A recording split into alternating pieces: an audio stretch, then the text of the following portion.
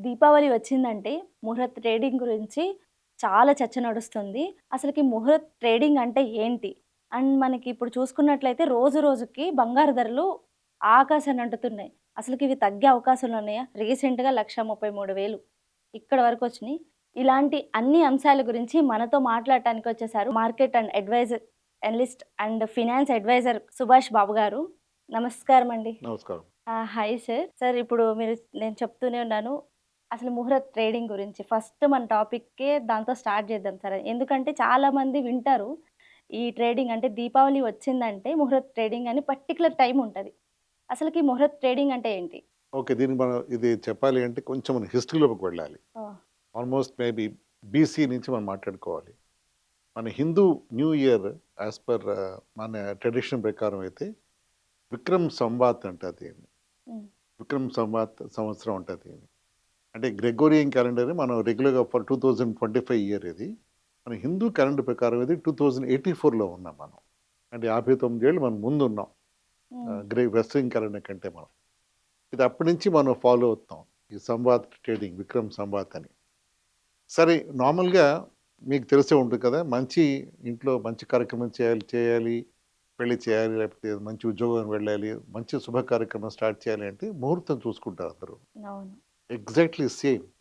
ఇది మనకి Hindu new year కింద లెక్క. హుహు.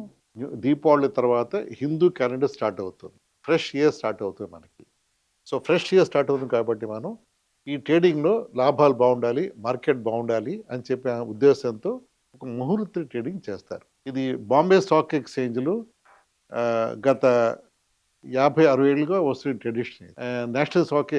నేషనల్ స్టాక్ ఎక్స్‌చేంజ్‌లో గత 30 ఇయర్స్‌గా వస్తున్న ట్రెడిషన్ ఇది. ఇది టిపికల్‌గా హ్మ్. దీపావళి తర్వాత, దీపావళి రోజున ట్రేడింగ్ చేయకుండా సాయంత్రం ఒక గంట మాత్రమే ట్రేడింగ్ చేస్తారు.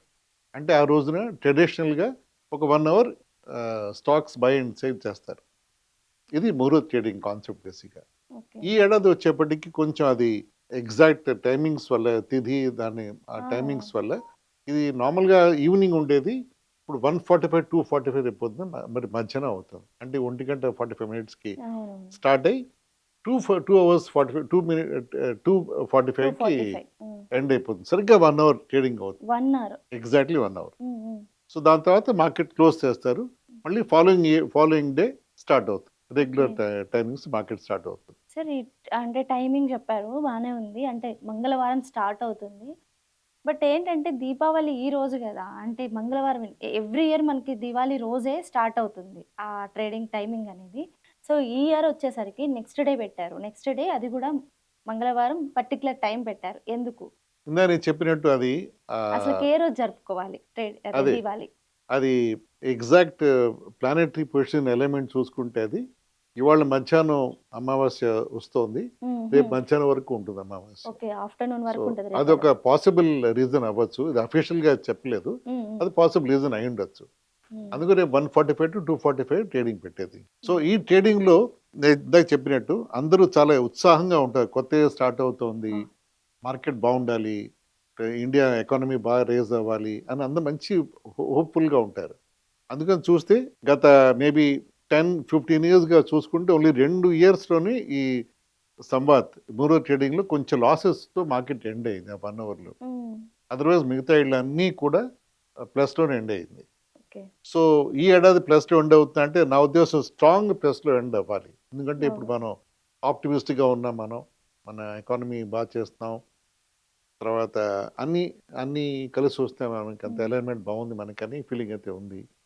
సో, దేర్‌ఫోర్ అంటే ఇప్పుడు మార్కెట్ డౌన్‌లో ఉండే సిట్యుయేషన్ మాత్రం కనిపించట్లేదు నాకు ఓకే. పర్సనల్‌గా చూస్తే. అదే గత 10 ఏళ్లుగా ఏంది అంటే లాభాల్లోనే ముగిసింది. ఈ ముహూర్త్ ట్రేడింగ్. అసలకి ఈ ఇయర్ గూడా అదే లాభాల్లో వస్తదా? లేదా? ఎందుకంటే 10 ఏళ్లలో 8 సార్లు ఆల్‌మోస్ట్ 8 టైమ్స్ అనేది ఇది నార్మల్ ఓడైతే గాదు. 8 టైమ్స్ చాలా అంటే అవును. లాభాలు రావటం అనేది మామూలు విషయం కాదు. సో, ఈ ఇయర్ గూడా లాభాలొస్తాయి అంటారా? నా ఉద్దేశంలో అయితే వస్తుంది ఈ ఏడాది. వస్తుంది. గట్టి లాభం వస్తుంది. హ్మ్. ఎందుకంటే ఆప్టిమిజం బావుంది ఈ ఏడాది కూడా మనకి. హ్మ్. హ్మ్. మనం అంటే మన ఎకానమీ చూసుకున్నా, మనం పొలిటికల్‌గా చూసుకున్నా మనం స్ట్రాంగ్ పొజిషన్‌లో ఉన్నాం మనం. సరే టారిఫ్స్ విషయం పక్కన పెడితే టారిఫ్స్ కూడా మనం ఓవర్‌కమ్ చేసాం అనుకోవచ్చు ఆ సిట్యుయేషన్ మనం. హ్మ్. సో, ఇప్పుడు చూస్తే మనం కాషియస్‌గా, ఆప్టిమిజంగానే ఉన్నాం మనం. హ్మ్. నా ఎక్స్పెక్టేషన్ పాజిటివ్ మూవ్ అవుతుందండి ఈ ఏడాది కూడా అలా హ్మ్. అనుకోవచ్చు దాన్ని మనం. సరే ఈ ట్రేడింగ్ అంటే కొంతమందికి అసలు ట్రేడింగ్ మీద అవగాహన లేదు. అలాంటోళ్ళకి అంటే మీరు ఎలా సజెస్ట్ చేస్తారు? నేర్చుకొని చేయండి. లేదు అంటే ఇప్పుడు చాలా మందికి యాప్స్ ఎలాగొచ్చినాయి. ఇది చేసేయండి. ఈ ట్రేడింగ్ అని చెప్పి చెప్తారు. అలా చూసేసి గుడ్డిగా చేస్తారు. అలాంటి వాళ్ళకి లాభాలుంటాయా? అస్సలు ఉండవు. హ్మ్. అస్సలు ఉండవు. సబ్జెక్ట్ నేర్చుకోవాలి. నేర్చుకోవాలి. దానికి హ్మ్. ఒక రిగరస్‌గా ప్రాక్టీస్ చేయాలి. హ్మ్. ట్రేడింగ్ సరిగ్గా చేయాలి అంటే, ఏదో ఇన్వెస్ట్ చేసేసి అమ్మేస్తే లాభం వచ్చేస్తుందని మనం దిగితే అది ట్రేడింగ్ కాదు. That is doing gambling. హ్మ్. హ్మ్. అంటే గ్యామ్లింగ్ అంటే వితౌట్ ఎనీ ఏది రావచ్చు, రావచ్చు. రాకపోవచ్చు. ఆ! 50% ఛాన్స్‌లో మనం హ్మ్. మూవ్ అవుతాం. అది హ్మ్. ఇన్వెస్ట్‌మెంట్ కాదు. ఉత్తి గ్యాంబ్లింగ్ మాత్రమే. హ్మ్. ఎందుకంటే బాగా థరోగా స్టడీ చేసి అసలు ఏ కంపెనీలో పెట్టాలి? ఆ కంపెనీ పెర్ఫార్మన్స్ ఎలా ఉంది?